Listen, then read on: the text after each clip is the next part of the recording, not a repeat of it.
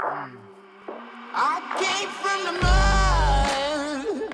There's dirt on my hands.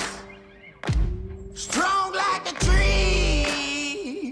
There's roots where I stand. Oh, I've been running from the law. Hope they won't shoot me down soon.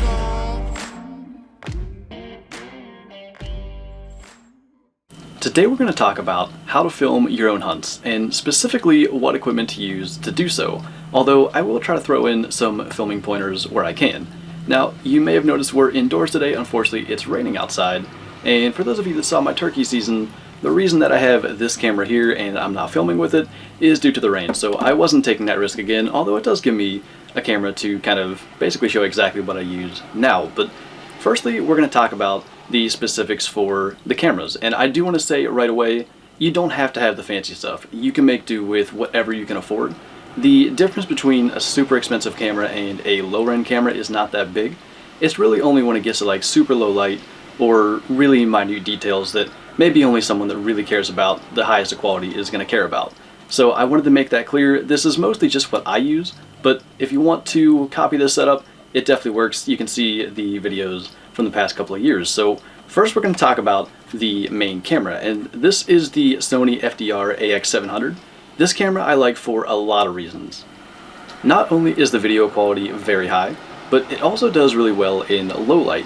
The large lens allows for a lot of light to come in and basically makes for a better shot in those low light conditions. And a filming tip, as I mentioned, when I can give them out, basically lower frame rate is better in low light. You'll get a better quality image when you have lower frame rates in those light conditions. So if you have the opportunity to change those settings basically as it's getting to low light, you can definitely do that, although most standard frame rates, 60 FPS is what I use, will do fine. And that leads me into the next part about this camera. It's got a lot of adjustable settings, but the auto settings are fantastic. So as I'm filming right now, everything is just set up to be auto, and it'll change the lighting basically as it gets darker. It starts to add more light to it. It'll change the white balance and all that stuff. It's really, really nice for self filming. You don't have to worry about changing those settings. You just can if it's something that you're really, really worried about. And of course, the last thing about this camera is it's very light and compact for what it offers. It's got all those quality features in this little size. And of course, this particular one doesn't have a microphone on it because it is just basically my prop at this point since it no longer works. We'll get into the microphone in a bit, but you can very easily fit this into a backpack or just simply carry it in to your stand. Now, I'm not going to get into specifics for any one item too much because, as I said, whatever you can afford will work. And there are so many options out there. Whatever your budget is, you can definitely do that. So I mostly want to focus on like features to look for and like kind of general features of all these items. So if you're looking to basically build a self-filming setup, you can do that and look for those things. So the next thing I do want to talk about is the microphone, and naturally I don't have one here in front of me to show you because I'm using it right now on the camera. So this microphone is the Rode VideoMic Pro Plus, and I really like this microphone for a number of reasons. And actually, one of the big reasons that I like it is a major complaint for this microphone for a lot of people.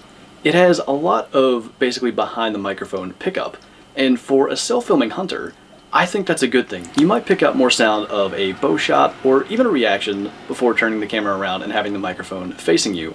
And there's a number of other features I like as well. It's got exceptional audio quality, picks up whispers and quiet sounds really well. You can see, again, all my hunting from 2020 and 2021 is filmed with this microphone. So as you can hear if you watch any of those, it's very good quality even with those quiet sounds. It also comes mounted on a shock mount, which is really important. If you're self-filming, there's a decent chance things are going to be a little bit clumsy. You may bump the microphone or bump the camera as you're going to draw back, or even just simply as you're moving the camera around to film an animal. And that shock mount is just going to make for better audio quality as you film around and potentially make those little mistakes. Much like the camera that I mentioned earlier, it's also got a range of settings and different things you can do with it to fit your specific situation, and it's got a really long battery life. One charge can potentially last all season. And the thing I like about it is you don't have to worry about powering it through the camera. It's got its own power source, which is just charged with a normal USB cord. Now, as we go along, I'm going to link as many of these products in the description as I can. So if you want to check them out, those links are going to be there. And one you may be wondering about is the V-bar that the microphone is mounted to that you saw in the last shot. Now, I specifically use the Velo CB4850 V-Bar, and the main reason I use it is the microphone happens to fit in it, and it allows for a range of customization, but the big thing I like is the fact that you can put lights on it. So these are just super cheap little USB lights. You can get them on Amazon for like 10 bucks each. I like them because they are, again, they're just charged by USB, battery powered. You don't have to worry about the camera actually powering them. And when you have them on the camera there, it's super bright for night shots. I've used them in all of my nighttime recoveries. And the big thing about it is I don't like to have to mess around with changing a bunch of stuff, especially at night, to go and film like a track or a recovery. So by leaving the V-Bar on the camera and then I can just stick those lights on there in like 30 seconds, it really saves time and hassle when out in the field. And it's shots just like this one that I think are so important. This was shot just simply with the camera and these lights mounted on it.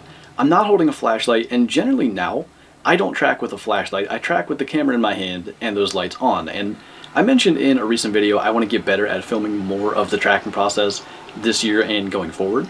But I think that's a big thing, is having those lights right there on the camera. You can track with them, and rather than trying to hold the camera and a flashlight and try to deal with all that, you just have those lights and they're plenty bright enough to get a good shot, even well after it's dark.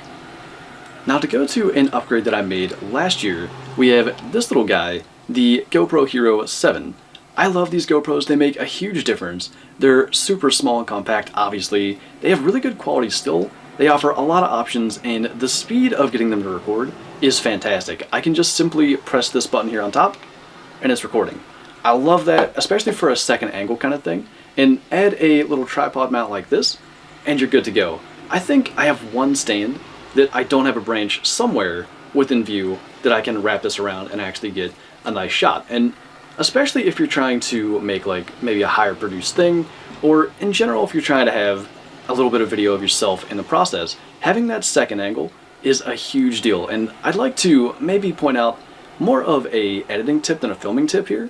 When you have that second angle, you can kind of cut out some of the more awkward footage. Maybe if the deer walks out of frame as you're getting your bow or something like that, having that GoPro allows you to kind of cut back and forth seamlessly without having any issues of, for instance, the deer walking out of frame, or maybe some shaky footage or anything like that. It even can be used in certain situations as the main camera, like this last spring. And there was, I think, a gobbler or a jake just feeding in the field. I stumbled upon some turkeys and didn't have time to get my camera out of my backpack. I had the GoPro in hand and was able to get this footage just with that. You can hear it, the audio quality is more than enough, especially close like that. And if you wanted to, you could use your GoPro as a main camera. It doesn't have the zooming capabilities and some of the other stuff that say like a handy cam such as the Sony can do, but it could definitely work. And the nice thing about GoPros is they have so many different options, so many attachments and so many things you can get. You can make just about any situation work. Now, before we move on to the non-battery powered equipment, I cannot stress this enough. Make sure you bring spare batteries with you when you go, and I've got them here for the GoPro and the Sony camera. You can get them relatively cheaply on Amazon, and again, I'll link this stuff in the description, but they don't take up almost any space, and they can be an absolute lifesaver. Especially when it's cold, your main batteries aren't going to last as long, and you never know, you might have your camera running for much longer than expected. Maybe a buck or something is in your field of view for a lot longer than you expect, and you need all that footage, or you want to get all that footage. Having those extra batteries not only gives you potentially the power to get all the footage that you need, but just simply the peace of mind to leave the camera running. If you see that 20% and you've got like your only camera battery, maybe you're going to be tempted to turn it off and miss something good. Whereas if you have a spare, you know you're set and you don't have to worry about it. So to pivot to the non-battery powered equipment, we're going to start here with the camera arm. And this is the Fourth Arrow stiff arm, and I really love Fourth Arrow stuff. Now, this isn't a sponsored video. Pretty much everything I use is made by Fourth Arrow. And when it comes to self-filming, I haven't found anything better. So we're going to talk about how this works in just a moment, because it's really important, and I'm hoping maybe tomorrow it's going to be a little nicer out and I can get some footage of that. It's supposed to rain until this video is meant to release, so we'll kind of see. But the nice thing about this camera arm is that they are incredibly solid, even with a heavier camera setup like I use. And the setup is brilliant, especially if you have a couple of bases. You can leave them at the tree and only carry in the camera arm and the shoulder, and that's super nice. It makes for a super quick and pretty quiet setup. And hopefully I can get out, like I said, and kind of show how that works. Basically, the shoulder goes down into the mount, the arm goes into the shoulder, and just like that, level it up, you're all good to go. Now, these arms don't come with a fluid head. That is what this is right here. Basically, it allows for like the smooth panning. So this would move around, and it's got the handle and all that. So this is an Avella V501 fluid head. I'll link that in the description as well. Fourth Arrow does make one, but it doesn't come with the head, and they're about the same price. Actually, as far as I can tell, they're very similar, but I just happen to use these ones. And the nice thing is that attaching the camera to it is super quick and quiet as well. Basically, you have one of these mounted to the bottom of your camera, which that does come with the fluid head, and then the camera just slides in and locks into place. And it's just, again, when you're still filming, when you're hunting, you don't want extra noise, you don't want extra time spent. All this stuff is quick and easy, and that's what I like most about it. And by the way, before we get off the camera arms, Fourth Arrow has a bunch of different options. So there's also one like this, which can mount to a number of different things, including a tripod, but there's also a mount that'll go over like a shooting rail. So let's say you're hunting in a stand where you couldn't really strap this around the tree because that shooting rail's in the way. You can mount to the rail and then still move the camera around on that. That's really why I like them. They've got all the options. I can't find any other way to film certain things than with Fourth Arrow products. And again, anything will work. There's a ton of tree arms out there, but these are a very solid, very quick, very easy setup, especially once you have everything done. If you can do it early season, all the better. But you can go out one hunt, set up your base there, and you're good to go for the rest of the season. The last thing is the tripod, and this specific one is just a cheaper one that came with my camera. I actually do want to upgrade because for a heavier camera setup like this one isn't the best, but I'll link one similar to it in the description. And the camouflage on it is just camo gun tape that I pretty much put on there to help kind of break up the outline of it. But they are nice. Ones like this are quite small and compact, light, easy to pack in, and generally do well enough. Now, I would like, I think, to upgrade this fall to a slightly sturdier one because with my heavier camera, some of the features don't do exactly what they should. But I used it all of the 2021 turkey season, and it did well enough. So I think those are the main things. Obviously, we went over all of the sort of battery-powered equipment. When it comes to the stuff to kind of put the camera on, I think a tree arm and a tripod are the kind of main two things. When hunting from a tree stand, this is the way to go. When hunting from the ground, you can use this, but a tripod's a lot quicker and it can be more effective. So that is pretty much it. I'm sure there are other things that I didn't include in this video. If you have any questions, feel free to leave those in the comments below. But that is pretty much going to do it. So thank you guys for watching, and I'll see you next time.